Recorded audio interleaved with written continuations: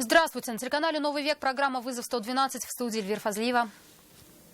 И сегодня мы расскажем, как жительницу соседней республики изнасиловали и ограбили в парке в Казани. Я его сфотографировал, он убежал. Подозреваемого помогла задержать сама пострадавшая. Мужчина сгорел на пожаре в частном доме. Внутри горело.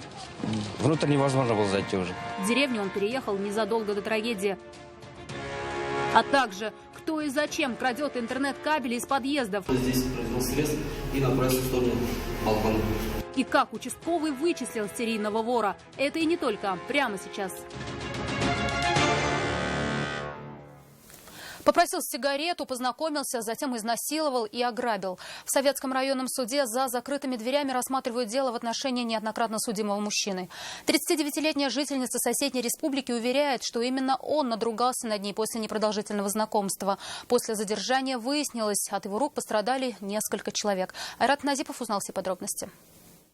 Разговаривали, спросил сигарету. Вот с такой обычной просьбой и началась история этого преступления. Потерпевшая 39-летняя жительница соседней республики приехала в Казань в гости к сестре. 10 июля этого года она пошла в магазин. Путь пролегал через парк Комсомолец. На свою беду она встретила мужчину. Перекинулись парой слов, познакомились. Дальнейшее их общение было за гранью закона. Попросив сигарету, рассказывает потерпевшая, мужчина изнасиловал ее прямо в парке. По рассказам женщины, на момент преступления рядом находились люди, однако никто из них не пришел к ней на помощь. Тогда, почувствовав полную безнаказанность, нападавший решил еще и ограбить свою жертву. В тот день женщина лишилась 25 тысяч рублей и золотой цепочки. Получив все, что хотел, злоумышленник скрылся с места преступления. Впрочем, женщина была не единственной, кто пострадал от его рук.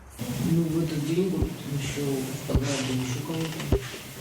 Таксист и женщина, по-моему, еще кого-то. В тот же день. Он пьяный был? Нет, я бы не сказала, что он был запрещен. Так, может, чуть-чуть. То есть вполне осознанный человек. Да. Поймать предполагаемого преступника помогла как смекалка, так и случай. На следующий день после преступления женщина пошла в ломбард. Там она и встретила своего обидчика. Я его сфотографировал, он убежал. Я нашла ломбард. С ломбарда вышла женщина. Она сказала, у меня есть номер телефона, говорит. Знаю, говорит, где я живу, там все есть. Я говорю, дайте тогда мне, пойдем. Я позвонила по этому номеру, мне туда красиво послали. Я говорю, ладно, я пойду, говорю, в милицию, пускай заявлю. Его через 4 часа поймали. Пострадавшая рассказала, что задержанный перед ней даже не извинился, но то, что это был он, не сомневалась. Говоря о наказании, пожелала, чтобы мужчине вынесли справедливый приговор. К слову, подозреваемый имеет несколько судимостей. И если его признают виновным, то на свободе он, скорее всего, окажется еще не скоро. Айрат Назипов, Константин Бушуев, «Вызов 112». Mazda CX-5 и Hyundai Solaris столкнулись на пересечении улицы Бондаренко и проспекта Ямашева. По словам очевидцев, автоледи за рулем легковушки выехала на запрещающий сигнал светофора и протаранила кроссовер. С места столкновения Алия Хайруддинова. Там Маргат был зеленый. Газ нажимал, уже ударил. Пассажиры Hyundai, пытаясь защитить автоледи, уверяли, что она совершала маневр, а водитель кроссовера дорогу должен был ей уступить. Но в разговоре с автоинспекторами девушка призналась, что выезжала на перекресток проспекта Ямашева и улицы Бондаренко уже на красный сигнал светофора. В этот момент в нее и врезалась Mazda. После удара кому-нибудь помощь понадобилась? Нет. Оба автомобиля после столкновения потеряли возможность передвигаться дальше самостоятельно. Им понадобилась помощь эвакуаторов. Алия Хайруддинова, Нафиса Минязова, Константин Бушуев, «Вызов 112». Скрылся с места ДТП. Водитель автомобиля Kia Cerato протаранил «Газель» на улице Академика Арбузова и убежал, машину при этом оставив рядом с трамвайными путями. Помимо ответственности за столкновение, ему, вероятно, придется лишиться водительского удостоверения. 63-летний мужчина погиб во время пожара в своем собственном доме. Площадь возгорания была небольшой, но дым был такой, что выбраться из помещения не было практически никакой возможности. Айгуль Бадрудинова узнала, что в деревню мужчина переехал совершенно недавно, выйдя на пенсию.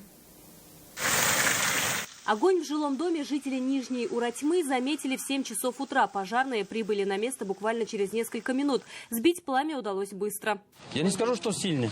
Если бы сильно было, бы дом полностью сгорел бы. Но внутри горело. Внутрь невозможно было зайти уже. Площадь пожара небольшая, по обугленным частям интерьера видно, что горела та часть комнаты, где в тот момент находился хозяин дома. К сожалению, 63-летнему мужчину спасти не удалось. Всю жизнь в городе жил. Летом они. Недавно только приехал. Картошка, огород сажали. Как на пенсии вышел, наверное, вот так приехал. Спасатели рассказали, дым в доме был такой сильный, что находиться там было невыносимо. Вероятно, мужчина умер, надышавшись угарным газом. Точную причину смерти установят эксперты, а задача пожарных дознавателей – определить точную причину возгорания. По одной из версий, пожар вспыхнул из-за неосторожного обращения с огнем. Айгуль Бадрудинова, Александр Комаров и Фахри Исламов. Вызов 112. 52-летний мужчина скончался после того, как попал под лошадь с телегой. Трагедия произошла в селе Тявгельдино Апастовского района. По версии следствия, местный житель работал охранником сельхозпредприятия, но его привлекли к работе скотником. При этом он не был обучен правилам безопасности и не должен был допускаться к выполнению работ на ферме. В роковой день мужчина перевозил корм для животных на лошади, которую запрягли в телегу. При неустановленных обстоятельствах он упал под лошадь. Тогда животное наступило на него и провезло по нему телегу. Сотрудники фермы отвезли пострадавшего домой, где он скончался на следующий день. По данному факту Следственным органом Следственного комитета Российской Федерации по Республике Татарстан возбуждено уголовное дело по статье «Нарушение требований охраны труда». В настоящий момент на предприятии проведен обыск, изъята необходимая документация. Проводятся следственные действия, направленные на установление всех обстоятельств произошедшего.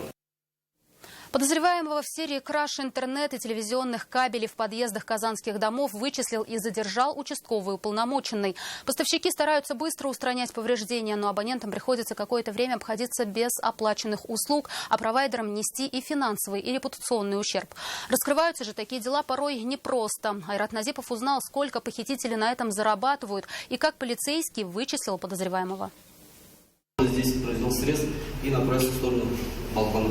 Как срезали слаботочные кабели в подъездах домов на его участке, Зульфат Нутфулин понял сразу. Понять, кто это сделал, было уже сложнее. 6 случаев за короткое время. Кабели исчезали практически на всех этажах. Дом без интернета, провода принадлежали телекоммуникационной компании. Голову участковый ломал почти месяц. Кражи тем временем продолжались. Помог случай и интуиция.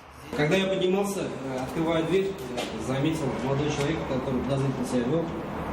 При этом держал в руках черный пакет. Ущерб тут несут как жители, оставшиеся без интернета и телевидения, пока линии не установят, так и сами поставщики услуг. Это и стоимость восстановительных работ, и, что дороже, репутационные потери. Самое важное здесь то, что в связи с обрывом линии без связи остаются клиенты.